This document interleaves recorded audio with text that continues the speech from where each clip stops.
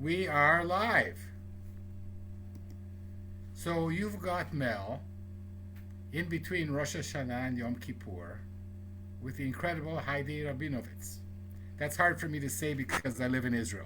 Hi, Heidi. Hi, how are you? Great. We begin our show with a jingle. Not jingle bells, but a jingle. So if it's okay with you, we're gonna have the jingle. Let's hear it. Can you hear me well? I hear you. Great. Okay. We are ready to go. How do I press play? Ease your legs, rest a while. 1 second. Get it. Go. Chair, grab a seat, or we'll sweep you off your feet. We groove, you got Mel. Ease your legs, rest a while. All you gotta do is smile. We're swell, can't you tell? You got Mel. When the show begins, you better hold on real tight. Or before you know it, you'll be high as a kite. Take a break, settle down. We're the only show in town. That's our road, don't you know? You got Mel. Give it up, don't think twice. We're a hurricane on ice. What the hell? Give a yell, ring your bell, show and tell. Mademoiselle, give a smell. You got Mel. You've got Mel. Was that you singing? And most of the time, yes. And Heidi, it's great to have you. Thank you for having me. I've been waiting to meet you for quite some time. You are one of the most important people in a publication of Jewish literature for children in America. Thank you. I'm not sure I agree with that, but thank you. It's very flattering. Yeah. How did that happen? Start at the very beginning. Tell us all about your life. My whole life. Yeah. Start at zero. Are you kidding or are you serious? All right. So I'm originally from Philadelphia. I ended up in the children's literature field because I was always a huge fan of books and reading. I was a bookworm. I was a nerd. And I became a librarian so that I could continue that professionally. And I was a children's librarian because I always, even as I got bigger, I never gave up reading children's books because they are high quality literature, no matter what age you are. And because they tend to either have happy endings or at least offer hope, which is not necessarily true when you read adult books. And so I like that element. So I continue to read children's literature for my own pleasure. And now, it's part of my job as well. I started in public libraries. I then moved on to a synagogue library where I was recruited to work for a synagogue library that had a children's library that they had built, and they just had one of their secretaries was running it. And when she left, they said, let's upgrade to an actual librarian. So I came along, and I've been there now since 1998. It's a wonderful place. It's Congregation B'nai Israel in Boca Raton, Florida. And you get a salary for that? Or Yes, this is my full-time job. This is how I make a living. So, which is unusual for a synagogue librarian. Yeah, I thought you had to pay them money. So yeah, it's a wonderful job. I get to work with hundreds of children. I focus on the preschool for the most part, doing story time. And I have about a 10,000 plus volume library, which is some secular books and also Judaica. And so through that, working at the synagogue, I became involved with the Association of Jewish Libraries, where I've done so many different committees and so many different jobs. And in fact, if you stick around long enough, they make you be the president. So I've been the president of the organization. It's an international organization for people who work with Judaic collections. So you might be in a Jewish library like mine, or we have people from the Library of Congress, we have people from public libraries, we have non-librarians, we have writers, we have publishers, just people who are interested in the world of Jewish literature. So, and through that, I got involved with the Sidney Taylor Book Award, which is still something very close to my heart, even though I'm no longer part of the committee itself. It's like a Newbery or Caldecott for Jewish content, children's books and teen books. And so awards recognizes the best every year in those categories. a project that I now do related to that is a mock award blog that I do with my friend, a couple of friends who are also past chairs of the Sidney Taylor Book Award Committee, Susan Kusel and Chava Pinchuk. And we have this blog where we recruit a lot of volunteer reviewers who evaluate Jewish children's books as they're coming out. So instead of waiting for January to hear what were the best books of the year prior, you can find out what's going on throughout the year as the books are getting published. And then, of course, I have the Book of Life podcast, which was a project I started right when I came off the Sidney Taylor Book Award Committee because I wanted a way to stay involved in taking a close look and a deep dive with so many books. And it's been going all this time because talking to authors is the most fun thing ever. If you're a book nerd, it's like, you know, getting to meet your heroes all the time. So I have this podcast, The Book of Life, which covers pretty much anything that could be found in a library like mine. So it could be books or music or film or web projects, but it tends to focus on the children's books because that's my main passion. So all I have to do to be on your podcast is send you a few of my books to your library. Sure. Yes. That was easy. I mean, I take a look at so many books, and if you have books that are coming out that are new, of course, send them along to be reviewed on the Sidney Taylor Schmooze, which is our mock award blog. Okay, I will do that, but my books are published in the meantime for free on my own platform. But we're talking about you today, and I'm, from what I understood in the Facebook, you like the preschool books. You're, like me, you're a fan of picture books. Yes, definitely. Do you subscribe to my theory, Heidi, that those of us we spend so much time with picture books are stuck somewhere in our lives at the age of 5? I think that's one possibility, but also they're a beautiful art form. You know, every picture book has to be so finely crafted. You can't waste any words. You have to have every word carry its own weight because you only have a limited number of them. So I think it's much, much harder to write a good picture book. You have to really finely craft it, and then, you know, a good editor will pair it up with the best possible illustrator for that text. And together it just has this amazing synergy and becomes a work of art. So I definitely don't think picture books are only for the age group that they're published for. I think that they can be enjoyed by everyone. And in my library, I often will read picture books to older classes that come in because everybody likes to be read to, and everybody likes to enjoy the amazing visuals. So I think, and many picture books are written at a higher level with, you know, complex ideas and deeper themes, and so they're not necessarily even aimed at little kids. Depends on the book. That was a beautiful answer to another question. Okay. So I preempted you. Yeah, do you have a strong 5-year-old self, Heidi? Strong 5-year-old self? Like probably an opinionated, if I can use that as a synonym for strong. An opinionated 5-year-old self. Okay, and what is your opinion as a 5-year-old? My opinion is that reading is more fun than most other things you could be doing.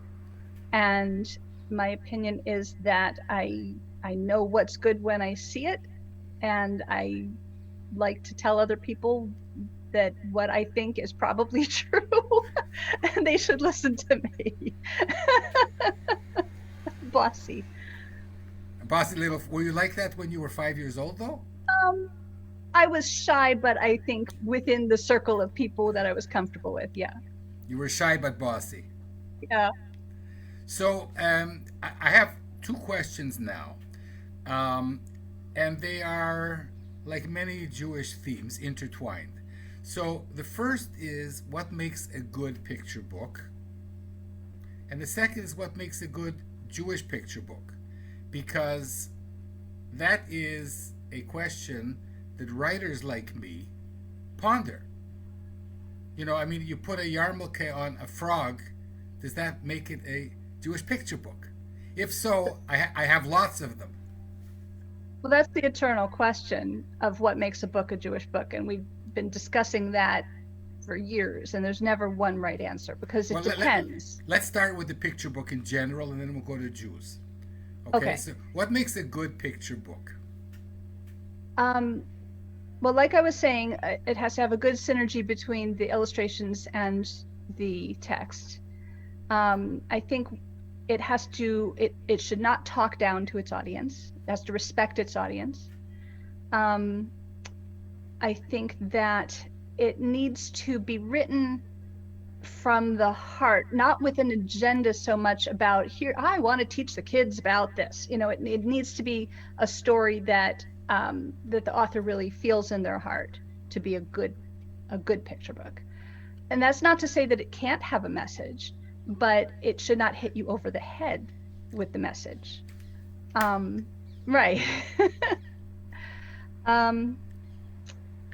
What else? I mean, I think that also a good picture book is a team effort. And I notice this sometimes when I see books where sometimes people, when they put together a book and they publish it on their own, and they think, I can just do everything, I don't need any help. They don't get any editorial help, and they, you know, maybe they illustrate it themselves, or they just grab a friend. And it's you know, it's maybe has some charm, but it's not the quality that it could have been if you had a proper team. If you have editorial and layout and proofreading and, you know, somebody who has a network of really excellent illustrators that they can match you up with just the right one, and they can help, you know, question you about what you're writing and say, are you sure this is the way you want to do this? And what if you tried this? And just help you improve it to the maximum possibility. I think then you get these books that are just incredible, that are going to be classics that anybody's going to want on their shelf for years to come, because it takes a village, you know, as they say, to make a really great book. So I think that's what it takes. Okay, so okay, this is very interesting, because you're leading me to my next question. I'm a Canadian who went to Israel when they were almost 18, because I felt that was the best place to be Jewish, and I still think that. And because I live in Israel, I write children's books that might or might not be Jewish. So the next question is, what makes a good Jewish picture book? Because the village, you know, like if there's 300 million people in America, there's maybe 5 or 6 million Jews. It's a much smaller village. Most of the writers I know are not Jewish. Most of the publishers I know are not Jewish. The big publishers are Jewish, not Jewish. There's just a couple of small Jewish publishers who work on a very small budget compared to the big publishers. Now, I made it a little bit harder for you. So what's a good Jewish picture book? Okay, so with picture books, it can be a little trickier compared to like middle grade or young adult books, because the cues have to be less subtle. You can't just have somebody's last name be Jewish, or, you know, a brief mention the way you might in a book for older kids. So there are various... I was going to call my frog Cohen. That won't work. It might, but, you know, for little kids, that might not register with them. And certainly the people reading, the grown-ups reading it to the kids will get it. But so there's the categories of Jewish books. There's the books that are obvious, like a story about Passover. It's a Jewish book, obviously, right? But then there are books where the characters happen to be Jewish, books that I call casual diversity. So casual Jewish diversity is a book where the characters happen to be Jewish, but that's not the point of the story. The classic example of casual diversity is The Snowy Day by Ezra Jack Keats, where, you know, it's a kid playing in the snow. He happens to be black, but that's not the point of the story. So casual diversity. Casual diversity tends to be harder in picture books because not all Jewish people have obvious visual signs of being Jewish. Now, if you're wearing a kippah, a yarmulke, yes. And there are some examples where there's a trend towards casual diversity in crowd scenes, especially like classroom scenes in picture books in this country. So, for example, there's this book called We Don't Eat Our Classmates about a dinosaur who's in school with human children. We don't eat our classmates. And one of the kids... Because they're not kosher. They're not kosher. So one of the kids does have a yarmulke on his head. 1 second, I just got an idea now. Hold on a second. Okay. We don't eat our treifa classmates. Thank you. Yeah, one of the kids in that book has a yarmulke. Yeah, so it's casual diversity. It's not what the story is about. So it's nice little topic representation, but that's not a Jewish book per se. But again, I don't know if you're familiar with the whole mirrors and windows metaphor that's widely recognized in children's literature these days, where books can be a mirror of your culture. You see yourself in the book, or it can be a window into another culture. You see what it's like for other people. Yes. And we are told to refrain from writing about other cultures as writers. To some degree, that's true. Well, that's a whole nother conversation. Let's talk about this first. So you started. I did. But that's like, I don't want to get off track with what I was trying to say. So a book can have different purposes. When you say, is it a Jewish book? Well, Jewish enough for what purpose? Is it Jewish enough to be a mirror? Like, oh, look, that kid in the book has a yarmulke. I could tell he's Jewish like me. So that could be enough to make it a Jewish book for that reader who just is excited to see themselves reflected in a book. And maybe excited to see themselves reflected in an otherwise secular classroom. Like if they go to public school too, that reflects their experience. Whereas you could also say that book was not Jewish enough to win the Sidney Taylor Book Award, because the only Jewish thing about it is one of the kids in this classroom happens to be Jewish, and he's not doing any Jewish stuff. He just that's who he is.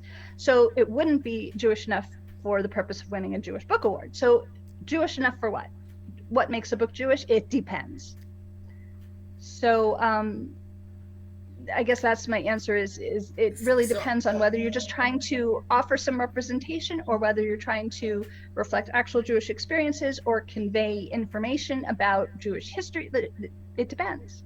Okay, how about It's very Jewish. Very Jewish, because I answered your question with a question. And I'm going to answer your question with an answer. Question with a question with a question. No. All right.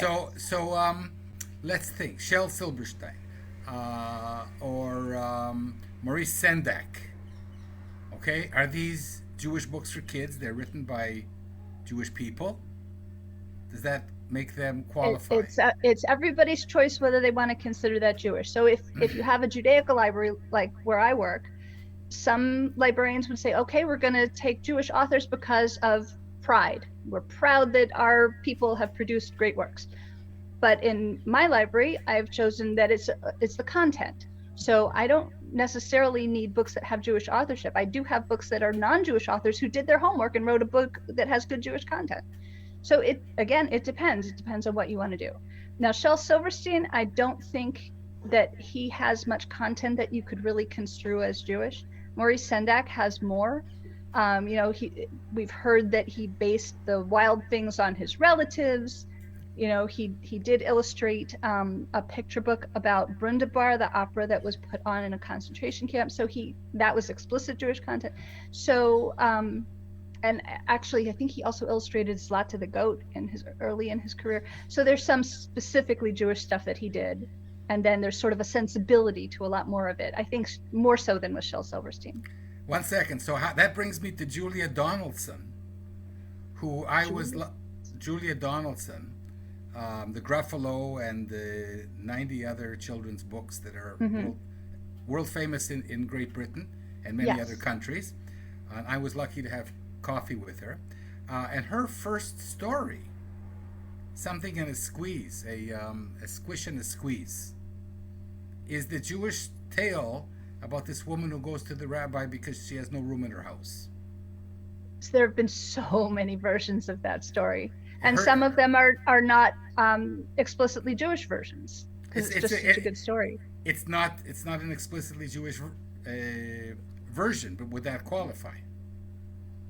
I think it wouldn't necessarily qualify in terms of young readers seeing it and thinking, oh, now I know something about Jewish culture. Like if they can't tell that it's Jewish, then for the purpose of reaching readers with Jewish content, then no. For a grown-up reading it who might look at a note in the back that says this comes from a Jewish folktale, they'd be, oh, that's interesting, you know. But I think if you're trying to convey some sense of Yiddishkeit or something to children, it has to be something that they can actually perceive. Okay, so I'm with you, and of course you are involved in PJ Library, which does wonderful things in the States and many other countries. Here in Israel, I was on their original book selection committee when they were getting started. Yeah, and in Israel we have the Sifriat Pijamot, the pajama library, Right. And it's different. It has books in Right. Arabic, it has books for Muslim kids, and it has books that you would not have in your library, but Israeli kids have. Any comment on that? Well, I mean, I think that when you are in Israel and just the whole surrounding, the whole atmosphere, it's automatically Jewish. So you don't need the Jewish content specifically. The Jewish is the default. So you don't have to explain it. You don't have to dive into it as much. Whereas here, the default is non-Jewish. So if the book is going to be a Jewish book, it needs to make sure you notice that about it, because you're not going to assume that until you see something that clues you into it. Mm-hmm. Here in Israel, they have at the end of the book some religious stuff. Does PJ have that in the States too? They have not so much religious stuff. They tend to have a little explanation about what Jewish values or concepts are related to this story. Mm-hmm. Sometimes they have also like an activity, or they have a discussion question, or things like that. Here in Israel, it's usually some religious thing. Okay. Which gets a few people angry. I'm not going to comment on that. But this is. Are you enjoying yourself? Sure. Vuden? No, it's really wonderful. Now I'm going to ask. So these have been easy questions. Okay. Okay. Somebody who follows American picture book literature would look at the Jewish picture books and might say they're not at the same level as the general picture books, because inter alia they are busy doing exactly what you said they shouldn't be doing, which is putting the moral of the story up front rather than having a really good story. Okay. Is that the whole question, or I'm sorry, was there? It wasn't a question, but it wasn't exactly a question. You want to comment, but was there a question to it? What do you think? Okay, so yes, you are correct. I would say that that's a reasonable evaluation of the state of Jewish children's literature in America. So part of it is that you do need some teaching books. You know, I'm working in a school setting. So some books that are not great literature are extremely useful, because we're trying to tell the kids, here's the information, and a story makes it go down better. Spoonful of sugar. So those books have their place. They're very useful. But they're not necessarily the books that kids are going to treasure and save for their children in the years to come. But there are Jewish books that are like that as well. And I think the difficulty perhaps is that the books, to get a really high quality book like that, it can happen at a small press, but it more often is going to happen at a press that has resources, that can really dedicate the time and the effort and the money and the marketing and the editorial help to really crafting an excellent book. And that's not going to happen as often at a non-Jewish publisher, because they have so many different things to publish. They can't just focus on the Jewish books. So it happens sometimes, but I'd like to see it happen more. I'd like to see more Jewish books getting published by mainstream large presses, and I'd also like to see the smaller Jewish presses striving for excellence. So yes, there's definitely room for improvement, but I think that's the reason behind that situation. Does that make Okay. sense? It makes a lot of sense. I want to talk to you offline about that someday Okay. and share some ideas. Because that is, I think, I at the SCBWI meeting in New York about 6 years ago, I met this lady who wrote a very lovely children's book about Hanukkah. And it was published by one of the majors. But they said, Hanukkah, we're not going to have that many readers. We're going to make it Easter. So Hanukkah in Hawaii became Easter in New York. And, and the book lost something in translation. Yeah. This is I think one of the challenges. Right.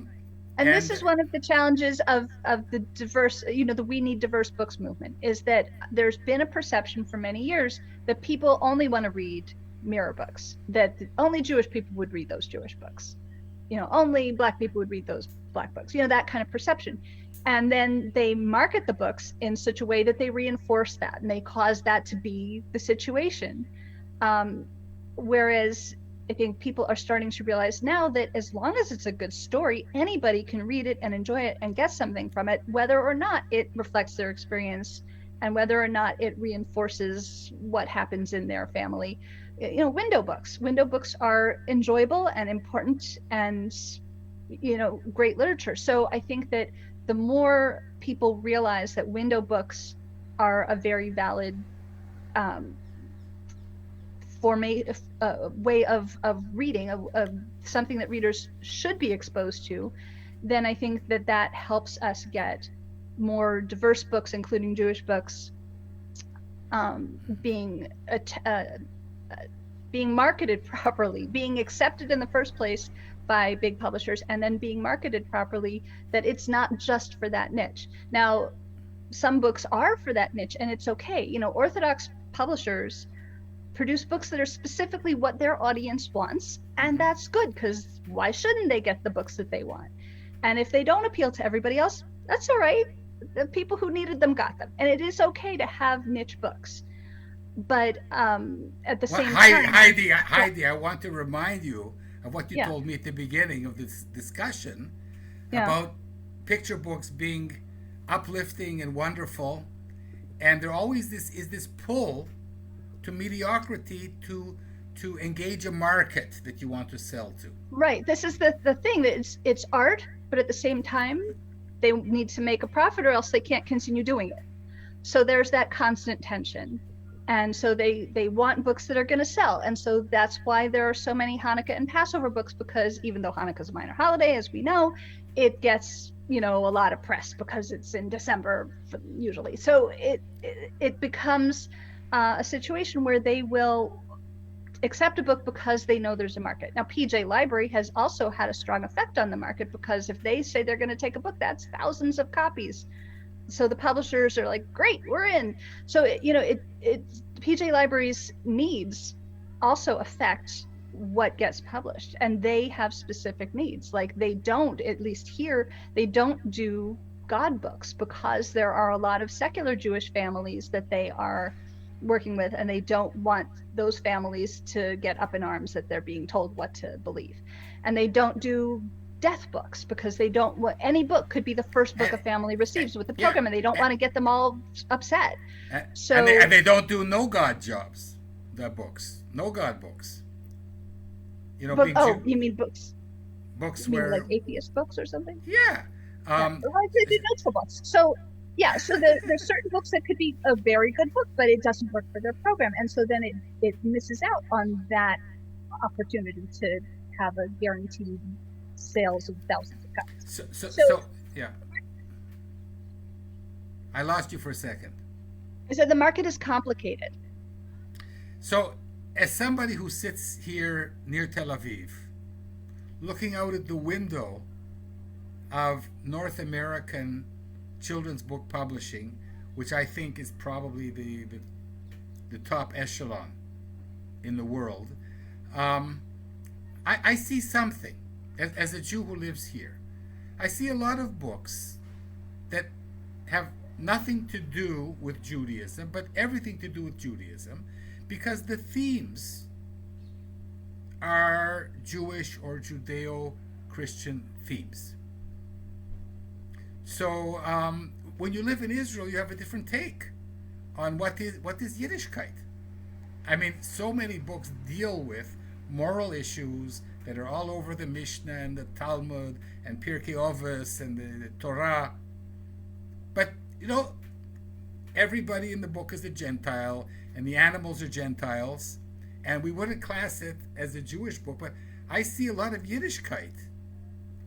So it's kind of funny. I was just thinking of Klassen. Somebody should have spoken to Klassen to write a book called "I Want My Yarmulke Back." That Did you could happen. Did you see my yarmulke? Yeah. Oh no, I didn't see a yarmulke. That would be perfect. Have you seen the book Tea with Zadie? No. So Barney Salzberg had years ago written a book, Tea with Grandpa. Yeah. And it's a charming story in which is perfect for our current moment, because it turns out that the tea party is happening on video chat. Okay. But PJ Library asked him, could we just take that book and make a Tea with Zadie? And he said yes. So they now have a Jewish version of this book. And so you could, that's a great suggestion. You should tell that to PJ Library. They should approach John Klassen and see if they could take that book and turn it into a Jewish version. I am not PJ Library's favorite person right now, but if you well, if any PJ people hear this, it's a good idea. Check into it. Please, Heidi, tell somebody and don't mention my name. Okay. But yeah, I mean, it's a thing that has happened, so it's not a bad idea. It's not a bad idea. And I would say that what you're talking about is something that they actually recognize, because now and then they throw in a secular book that has Jewish values, like Found. I think the author is Selena Yoon, as a story about a lost toy and trying to return it before they finally find out that it's okay for them to keep it. The owner said you can have it. So that's here in Israel. Yeah. They do that all the time. Because they're not gonna publish a story about my dreidel, Right. So here, as we were talking about, they mostly use books that are more explicitly Jewish, but now and then they'll do one that very strongly, obviously fits into some Jewish concept or value, and so that was one of them that they used. And so, again, the question of what makes a Jewish book. Is that a Jewish book? Sure. If you want to use it to look at the world through that lens, yes, you can say it's a Jewish book. And for many years, I've been a big proponent of using secular books to convey Jewish values, like in the library.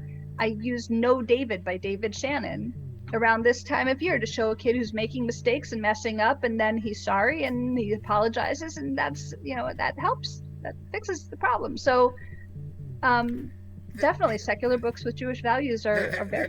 There's so many books because one of the things I've learned after being away from Canada for 50 years is that at the end of the day, put the Chanukiot and the dreidels and the yarmulkes and tzitzis and tefillin, and what else have we? The matzahs aside, we are 98% the same moral DNA as our Christian cousins and our Muslim cousins. We are 98% the same in what we believe. Yiddishkeit is 98% the same as being a good Christian. They're even they believe in being better Jews than we are, like turning the other cheek and stuff like that. So this has been remarkable. And I didn't ask you two things. I'm going to ask you now. Do I have 5 more minutes of your time? Sure. Are you having fun? I am. Okay. What are your favorite children's books growing up? Your favorite picture books as 5-year-old Heidi? Okay. So in terms of Jewish books, my favorite, and there weren't that many, but the one that I really liked was The Rabbi and the 29 Witches by Marilyn Hirsch. It's goofy, it has magic, and it's the rabbi outsmarts the witches, so it was just clever, and it had this repeating refrain where he would they would figure out what the next step was in their secret plan to defeat the witches, and he'd say, well, I'll go first because after all I am the rabbi.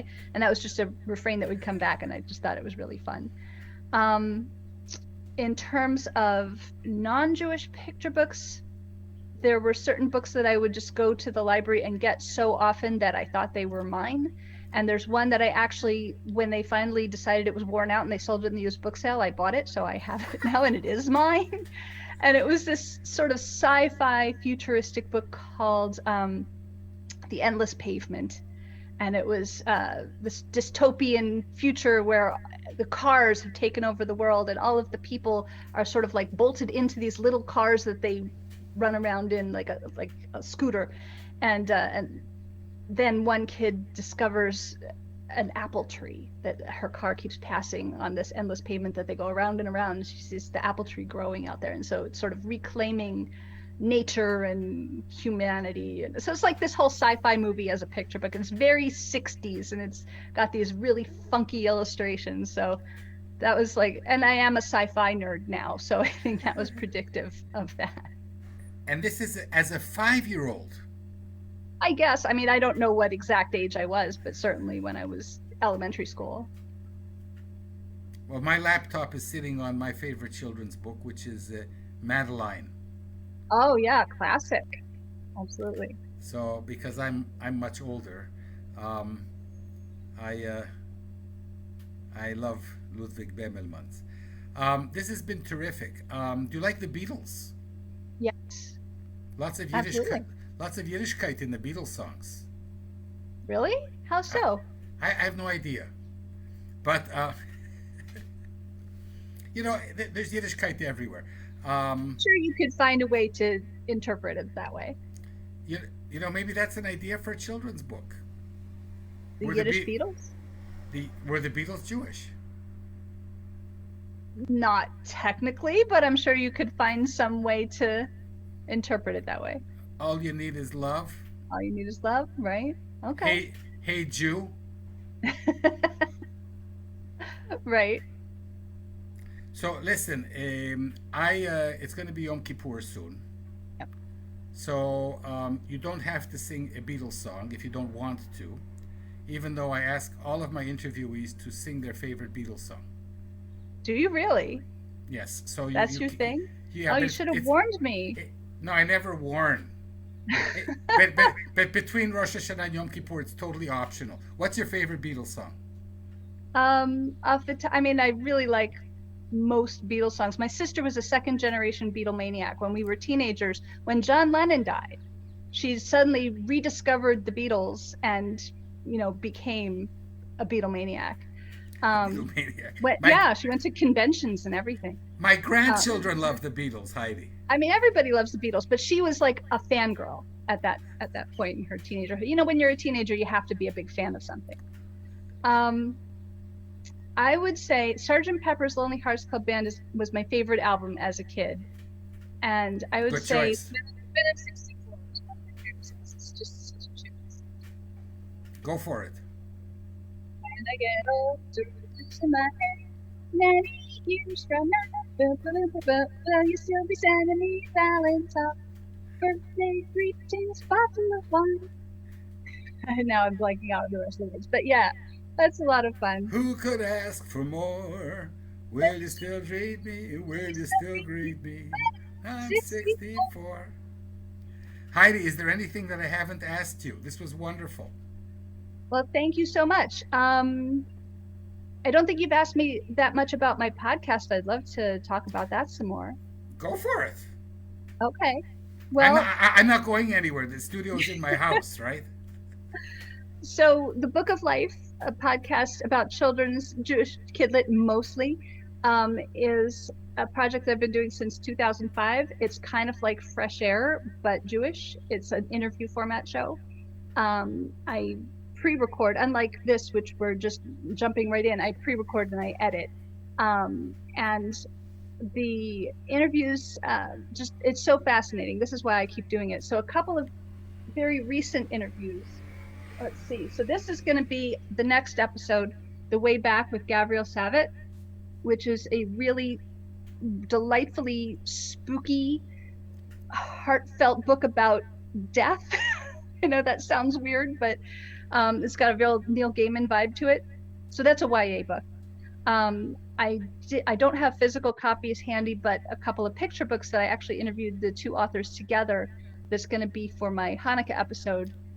Two new books, Red and Green and Blue and White by Lee Wind, and The Christmas Mitzvah by Jeff Gottesfeld. I know, it's a twist, right? So those are an interesting combination. So I asked them to talk to me together and sort of help interview each other. And so that's going to be really interesting. And then I also interviewed the author of Whistle, which is a new graphic novel that E. Lockhart has created a new Jewish superhero named Whistle. She has dog powers. She can hear really well and smell really well, and she can communicate with dogs. And so she kind of has a dog army who helps her defeat the bad guys in Gotham City. So that was a lot of fun to talk to her. So that's just some stuff that I hope people will tune in and listen to. It's bookoflifepodcast.com. So I hope people will check that out. Oh, and another project I forgot to mention is a Facebook group that I run with my friend Susan Kussel. It's called Jewish Kidlit Mavens.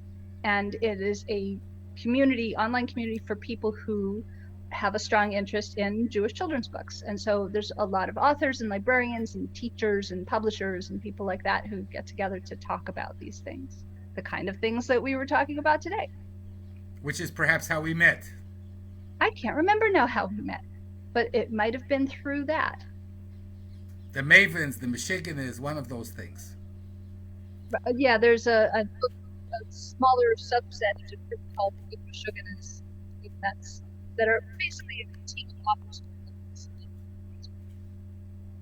So, Heidi, underneath the interview, please put the links to your podcast or send them to me and I will share them when I put this on YouTube and so on. Okay. And yes, I want everybody to see them, and I hope that someday I will be worthy to appear on your podcast. Well, I'm Jewish. Up your work I'm what? Jewish. Sorry? I'm Jewish. I write. Right. Well, I mean, as I said, I don't require Jewish identity. I require Jewish content. So, yeah. So I'm tonight. I'm writing my first Yiddish story about the frog who forgot his yarmulke in the mikveh. The frog and the mikveh. I